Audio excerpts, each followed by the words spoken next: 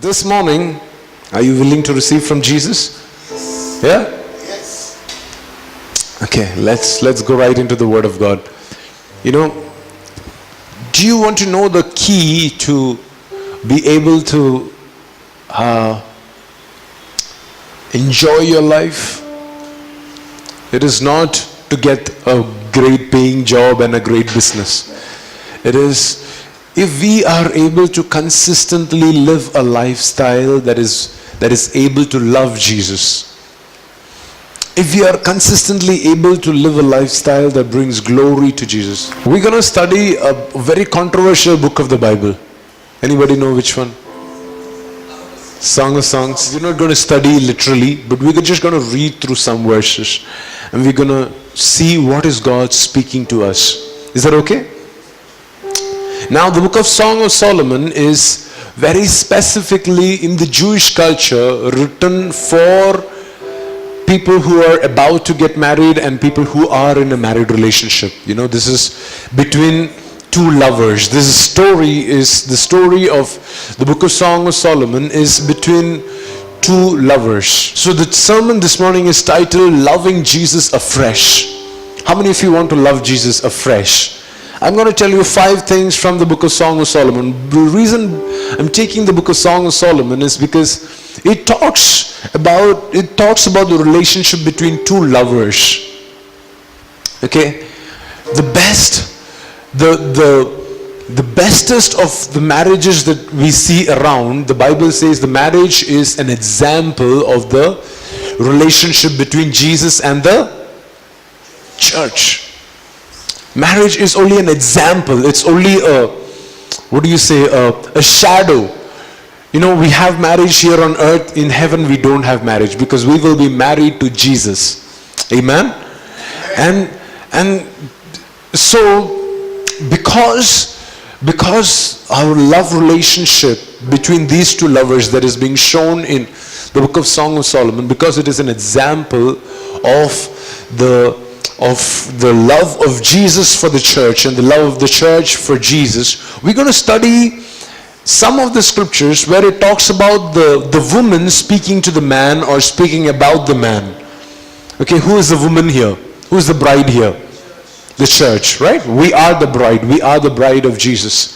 Okay, we are the one that we love Jesus and we want to live for Jesus. So we're going to study 5 keys and we'll find out, we will yield to live our life to these 5 keys. Is that okay? Okay, the first thing, Song of Solomon chapter 3 and verse 2. This is what it says. It says, so I said to myself, I will get up and roam the city, searching in all its streets and squares. I will search for the one I love. What is this? What does it say? What does it say? Who is this talking? This is the woman talking about the man, and she's saying, this is what I'm going to do. I'm going to wake up, I'm going to roam throughout the city, and I'm going to search in all the streets and the corners and the squares. I'm going to search for the one that I love. And I will keep searching till I find him. And see, if you want to fall in love with Jesus, this is the first thing that you got to do. You got to seek him. The Bible says, seek and you shall find. Knock and the door will be. Ask and it will be given. Again in Matthew 6 verse 33, the Bible says, seek ye first the kingdom of God and his righteousness. There is this beautiful verse, 1 Chronicles 28 verse 9. It says, this is God speaking, and it says, if you seek him, and you will find him, but if you forsake him, he will reject you. So what are we here to do? If we want to love Jesus afresh, we have to seek him. Like that, this story talks about how this woman would ask everybody that she would see, have you seen the one that I love? Have you met him anywhere? Is there anything that you can tell me about the one that I love? I would like to know something about him. Where is he? What clothes is he wearing today? How can I identify this man? I'm searching for him. And that's something that the church, the bride of Jesus, has to consistently do. It is to seek after God. Not always is God available or visible. Not always when you wake up in the morning do you hear God say, hey buddy, how are you doing? And you can have a good conversation. And that is why you have to seek him. You have to search for him. You have to look for him. You have to be in constant pursuit for him. Amen? Amen? Amen. And it really doesn't matter how long it takes for you to find him. It really doesn't matter how long it takes for you to have an encounter with him. But if you persist long enough, what does that verse say in First Chronicles? It says, if you seek him, you will find him. If you seek him, if you consistently seek him, you will find him. So the point number one that I want us to do as a church is to continually seek after God. How can we seek after God? How do we seek jobs? How do we look for jobs? We go on Google first, look for the best websites that offer jobs, and we look for the job profile that fits us, and we look for that, we apply for it, right? We spend days doing that, right? If we want to look for a job and you know that you got to pay a bill by the end of the month, and you need a job desperately, you will be desperate in search for that job, right?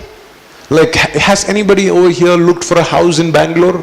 You know how easy is it, right? How easy is it? It's not easy. You have to put your day, afternoon, evening and night into it. If you really want to get a house of your choice and if you're particular about the place, the pricing and everything, it's very difficult. You got to search, you got to look for a day. And I mean, can you imagine how much effort we put into searching for material things? How much effort do we put to search after God, to seek after God? Now you might tell me, what is there to search? I know everything about God. No, you don't. If you think that you know everything about God, you're the most ignorant person. Because if you say you know God, everything about God, you know nothing about God. But if you say that, God, I don't know anything about you, teach me more, you are a very brilliant person. You're a very wise person, because you know something, that God is infinite, that God is more glorious than what you have imagined. And you're a wise person if you think so. And that is why if you ought to fall in love with Jesus, afresh I'm talking about, afresh, you have to seek after him. How much more do a perfect God desires you to pursue after him continually. Not, our problem is, what is our problem? We pursue after God till we get our blessing. Till I get married to you. After that you take care of the kids and the house, and now God is my watchman. In the morning when I rise, he will make sure I don't fall down, and when I go to sleep, he will make sure that there is no nightmares. God has become your watchman. Trust me. Many times we do treat God like our watchman. God, I'm going out, protect my bike, protect my car, protect my money. Hey, God is not your watchman. God is your God. Can you pursue? Because this is the thing. Every time you pursue after God, God will reveal a side of his to you that you've never seen before. If you be under the presumption that I know everything about God, that's all that you will ever know about God. But every time you continue to pursue after God and say, God, I want to know you more. I want to really seek after you today. I want to seek after you. I want to know you afresh today. God will reveal something new to you. And when God reveals something new to you, when you see a new side of his, you will fall in love with him once again. And that is the very reason we ought to go to God consistently. Even when we don't have prayer requests to pray, we ought to go to God. Because if we seek, we will find. That is the point number one. If we seek, we will find. So consistently, don't wait till you come to church on a Sunday morning, but on every morning when you wake up, seek after God. No, seek after His heart. Seek His will, seek His plans over your life, over your money, over your family, every area of your life. Just seek after God. The next verse we're going to read is Song of Solomon, chapter 2 and verse 10.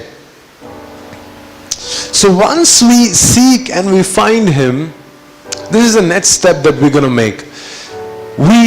This is what He will tell us. Let's read it from your Bibles or from the screen. My lover said to me, rise up, my darling. Come away with me, my fair one. Very beautiful. Let me start with the word fair one. How many of you think you're fair?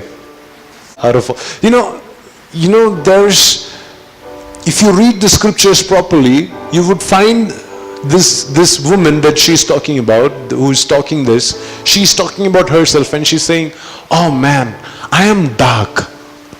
And I'm not dark because I'm like this, I'm dark because I've been working. You can go into into your Bibles and read it.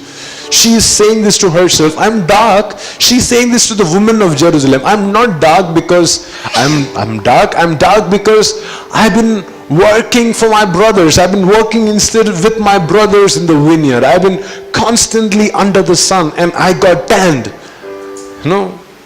So if you're not fair, it is a sign of your hard work. Not that you don't do hard work. I'm just kidding. She says, you know what, I have been constantly working and I have grown dark. But when her lover looks at her, how does her lover see her? He sees her as the fair one. Doesn't see her as the dark one. Doesn't say, man, you're dark, but still I love you. That's not what it says. What does it say? Come away with me, my fair one. That is how God looks at us. In spite of everything that darkens our life, when God looks at us, God does not call us by our sin. Amen? God does not call us by our circumstances.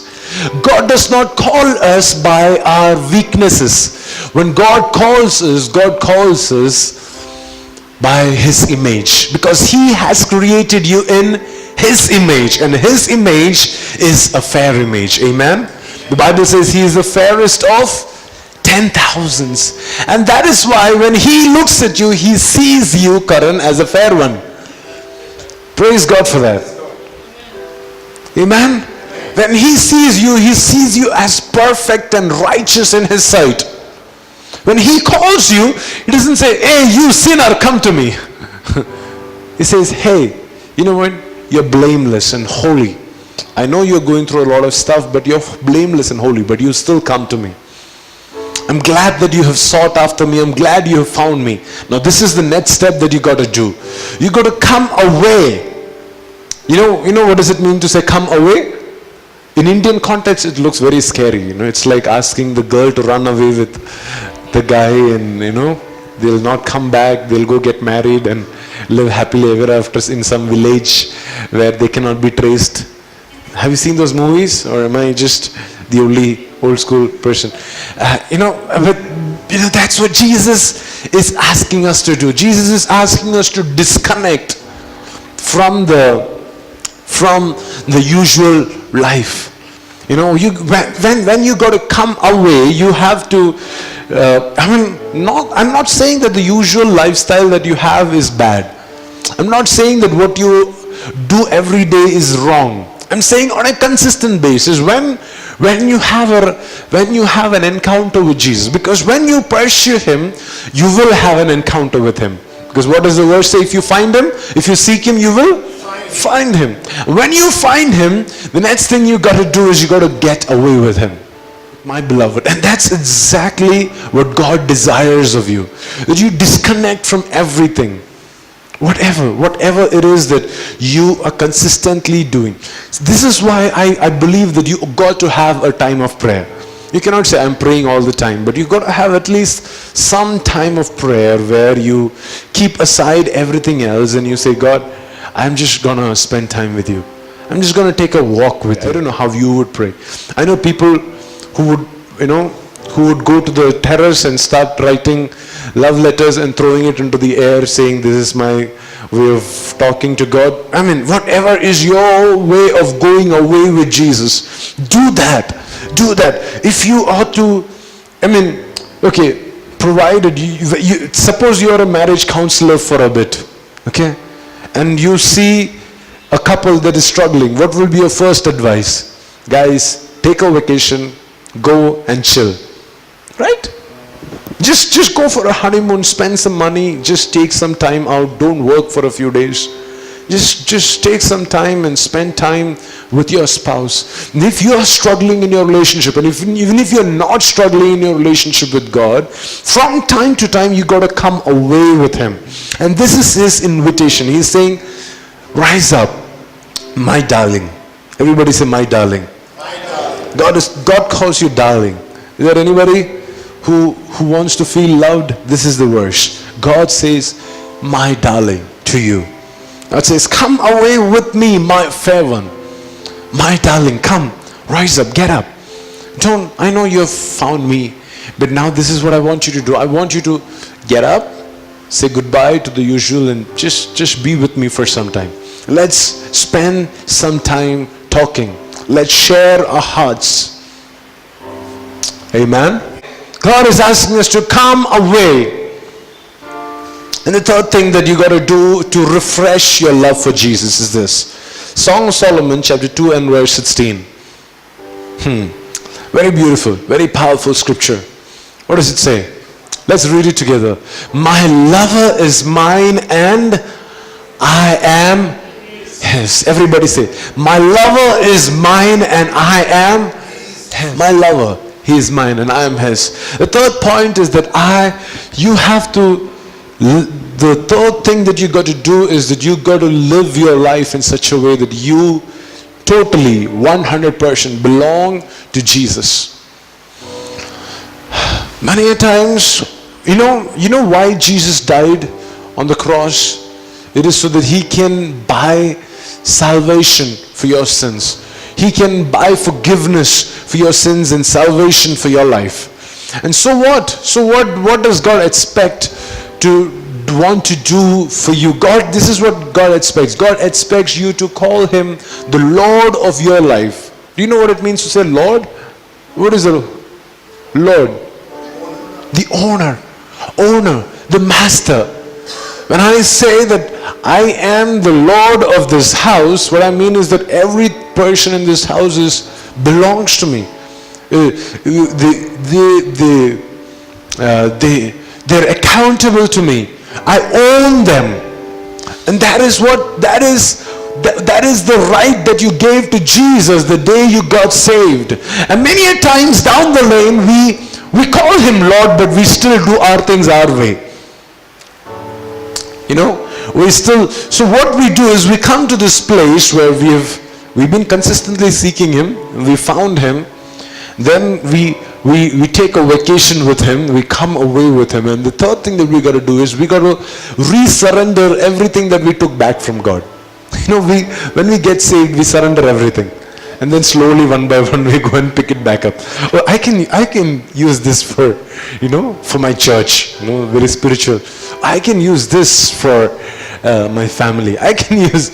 We pick it back from God and we try to use it in our own way, and that is when we are out of His lordship for our lives. And that is why we have to come to this realization. See, trust me, you would not understand why it is important till you reach that come away.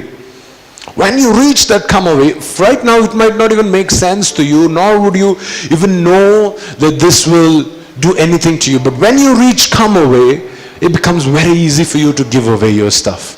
It becomes very easy for you to give away your life. To an extent where you say, you know what, I am His. My lover, He is mine, and I belong to Him completely, 100%. At that point, even if God would ask you to lay down your life, it's perfectly fine. If God says, hey, you know what? You got to die for my sake. You're like, gladly, God.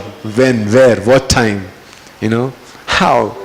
Tell me, I'll go myself. There was this guy called Paul. The first Christian that he saw being martyred is Stephen. He was taking care of the clothes of the people that were killing Stephen, and that had left a very deep impact on his heart. He remembered that for his entire lifetime. And throughout his missionary journeys, when he's headed to Rome, you can see this in the book of Acts. All these prophets, they went to Paul and they said, you know what, Paul? I see that you are going to be persecuted in Jerusalem. This is what I want you to do. I don't want you to go to Jerusalem. Just stay in this place. You'll be perfectly fine. You'll be perfectly safe here. But you know what Paul said? Hey, you know what? Doesn't matter. I am his. I am his. I know where I got to go. And he ended up in Rome, and within 2 years he was beheaded. For 2 years he was imprisoned, and at the end of the 2 years he died at the hands of Nero. And that was his life. That was his life. He lived his life to die for Jesus. He lived his life to give away everything for Jesus. And that is why at one point he said, for me to live is Christ and to die is gain. If I live, it is for Jesus, but if I die, it is to go and be with Jesus for everything that I do. Because many a times it's very easy for us to say, God, kill me, take me away. I want to die for you. Very difficult for you to live for Jesus. But that's not what Paul said. Paul said, if I live, I live for Jesus. But if I die, it is so that I can go and be with Jesus. It is to gain him.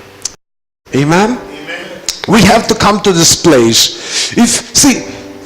I'm telling you these things because these are the things that block relationship between two people that love each other. That is how God is. God is a really passionate lover. You cannot go to God and say, God, 99% is your, 1% is my neighbor's.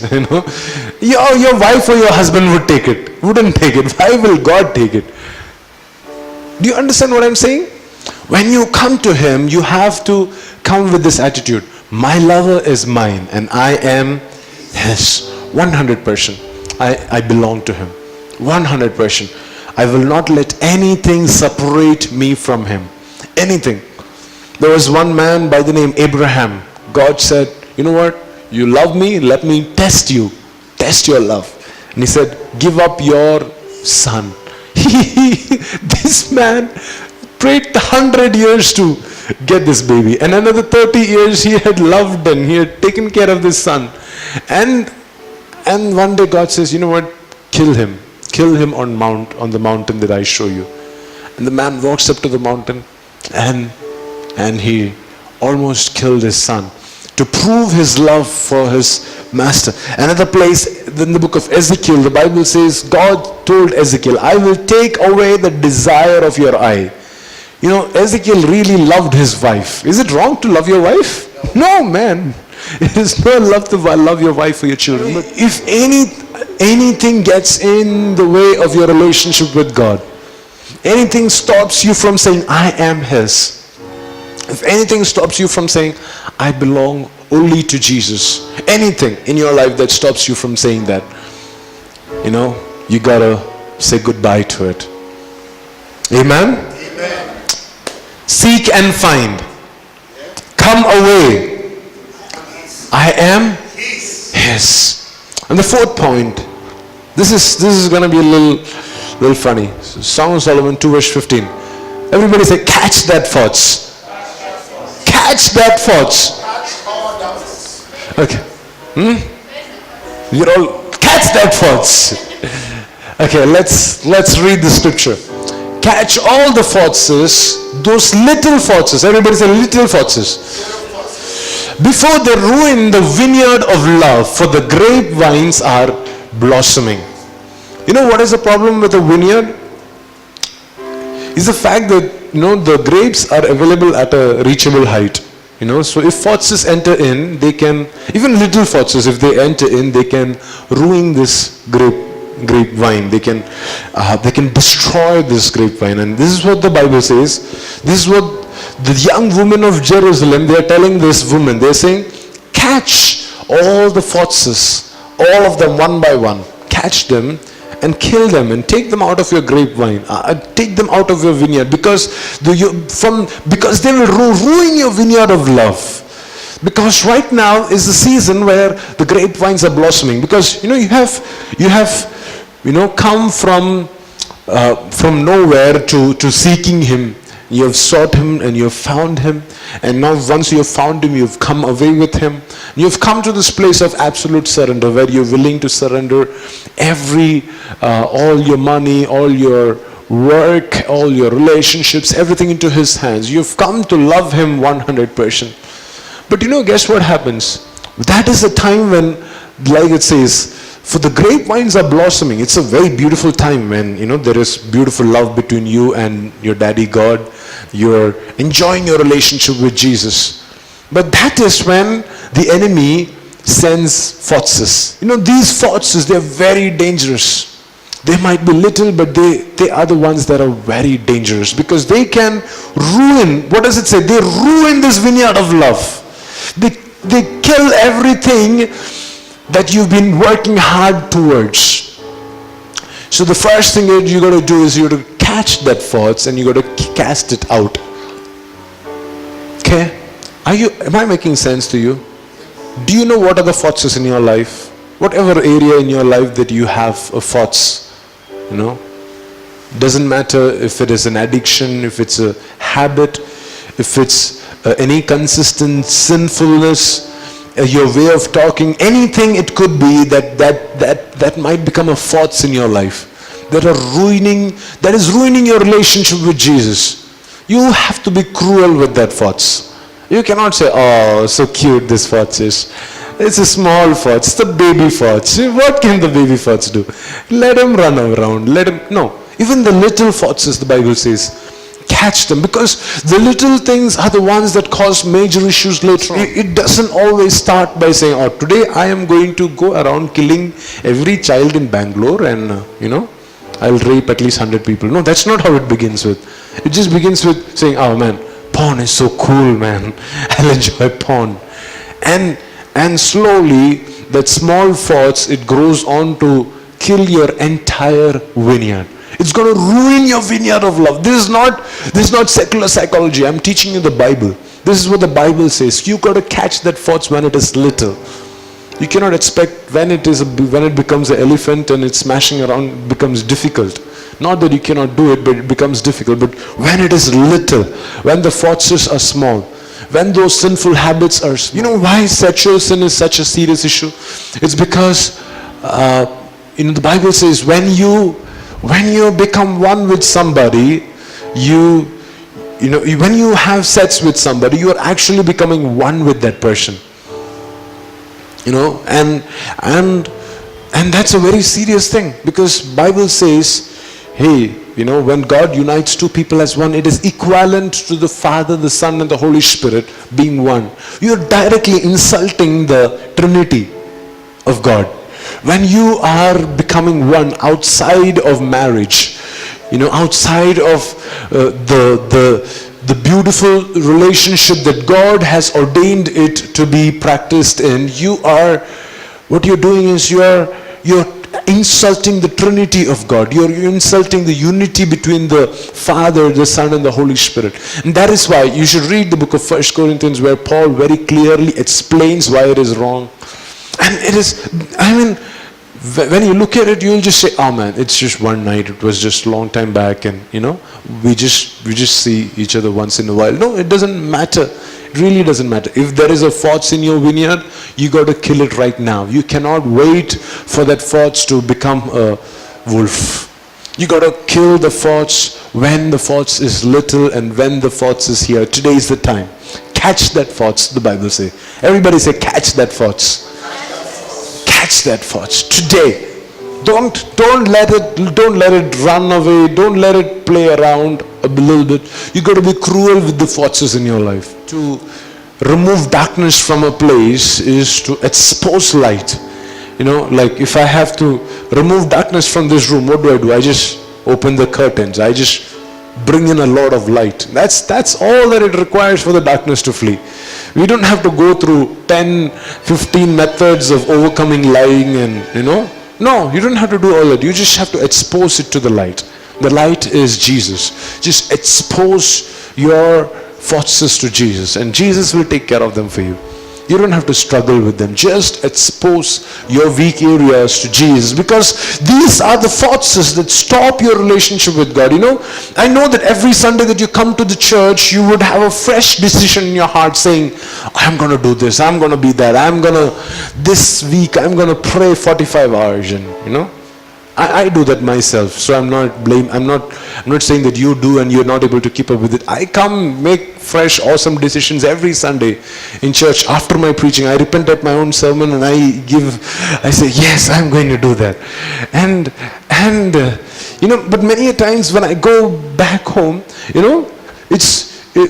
all enjoy seeking after Him and coming our way, we enjoy that phase, we surrender everything to God's hands, and that is when that one tiny little thoughts comes into the place, and that thoughts is all that it takes to kill your walk with God. For this last 2 weeks I was enjoying my relationship with God so beautifully. All that it took was like I think we fought like once or twice, and all that it took was for me to lose my temper twice. Twice I lost my temper like crazy. That's all that it took for me to lose that beautiful relationship. I'm not saying that I lost my sonship. I'm saying that I lost that intimacy that I was having with God. All that it took was one small fault to come in and ruin that. Whatever it might be. If it is a repetitive, sinful habit, you got to get rid of it today, this morning, because if you let those forces be, what will it do? What will it do? What will it do? They'll ruin the vineyard of love, the love between you and Jesus. Amen? So the first thing that you do is you seek and you find. The second thing that you do is you come away. The third thing that you do is you surrender everything. You say, I am His. And the fourth thing that you do is you catch every thoughts and you be cruel with them. You cast them out. You expose every weakness to the light of God. And the last one, the fifth one is this. It is that you bear fruit. You bear finest fruit. Song of Solomon chapter 4 and verse 16. Can we all read it together? Last verse. Awake, north wind. Rise up, south wind. Blow on my garden. Spread its fragrance all around. Come into your garden, my love. Taste its finest fruits. Amen? Amen. Can I tell you why we are here on this earth? Why we are on this planet? Okay, it is because of Him, but why are we here? Why we are here on this planet?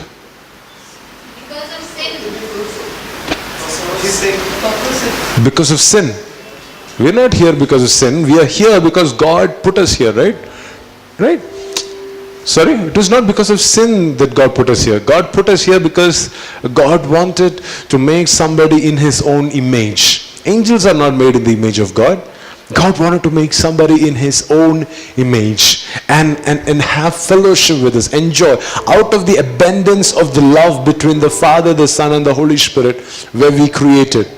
But why were we created? As Pastor said, we were created for fruitfulness. John 15 verse 16. I appointed you to go and produce lasting fruit. This is why God put you here, so that you can bear fruit. So that you can bear fruit. God did not put you here for time pass, for just live your life, have fun and go off. God put you here so you can bear fruit. Let's read one more verse. At Matthew chapter 3 and verse 10.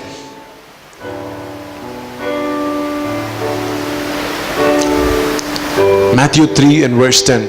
Even now the axe of God's judgment is poised, ready to sever the roots of the trees. Yes, every tree that does not produce good fruit will be chopped down and thrown into is this Old Testament Christianity or New Testament Christianity? Matthew is in the New Testament, right? What does he say? It says every tree that does not bear fruit will be chopped down and thrown into fire. Now, it's not enough that many times we think that, oh man, I'm having a fantastic relationship with Jesus. But there is no point of your relationship with Jesus if it is not bearing fruit. Right? My talking sense? See, whenever there is continual intimacy, there has to be a child that will be born out of that intimacy. Does it make sense? When the husband and wife, they are very intimate with each other, what happens? There is a fruit that will come out of that intimacy, and that's a baby. And that is exactly in the exact same way when you are intimate with God in a love relationship. When you are continuously seeking Him, when you're continually finding Him, when you're continually surrendering everything that you have to Him and coming away with Him and catching all the thoughts, what will happen is that you will begin to bear fruit out of that intimacy. Many times the reason we are not able to bear fruit, the reason we are not able to be productive, the reason we are not able to be effective. What do I mean by saying productive? I'm saying that, hey, you know what? You're not here just for yourself. You're here also for impacting people around you. If you're not able to do that, the reason you're not able to do that is because your walk with God is not straight. How can you bring somebody else to Jesus? Does it make sense? If your relationship with Jesus is not correct, how can you get somebody else whose relationship with God is broken to be correct again? That is why you have to do this first 4 things. You have to do that. When you do that, and when you go to God, you will automatically begin to bear fruit. What does the stem have to do? Jesus said, I am the vine and you are the branches. What does the branch do to bear fruit? Stick to the tree. How hard is it to stick to the tree? Nothing. That guy is a lazy guy just sitting out there and bearing fruit. It doesn't have to do. The root will take out all the nutrients, send it to the stem and do all the stuff. The branch has to do absolutely nothing. The leaves does that job. The roots, the branches do absolutely nothing except bearing fruit. That's the job of a branch. You just sit out there attached to Jesus and you bring glory to Him. That's all. It's not hard work. All you got to do is be consistently attached to the vine. Apart from the vine, Jesus said, without the vine you cannot. You abide in me and then you will bear fruit. Have you broken any branch, come home and said, oh man, mango is coming out of this branch? No. That will not happen. Even if you fast and pray for 40 days, no mangoes will come out of that dead branch. Because it is not attached to the original. That is what we do. We fast and pray, God give me souls, give me souls, give me souls. And hey dude, where is your root? Are you attached to Jesus? He is the vine. He is the one who will help you produce fruit. You have to consistently remain in that love relationship with Jesus. Consistently. Be so in love, so crazily, madly in love with Jesus. Like that song said, I love to love you, Lord. You know, if I enjoy, even when I enjoying Jesus, that is one thing that I desire for my church. I don't desire that we'll be the biggest church. I don't desire that we'll be the wealthiest church. I don't desire that we will be the happiest church. I don't desire that we'll be the youngest church. Nothing. My greatest desire is that our church will be a church filled with Jesus lovers. That our church be a church that is filled with people who are crazily, deeply, madly in love with Jesus. And when you love Jesus, there will be incidents where you have to catch some foxes and put them out. That's okay. That's part of life. You know, that's part of protecting your relationship with Jesus. The one thing that will stay with you for life is your relationship with Jesus.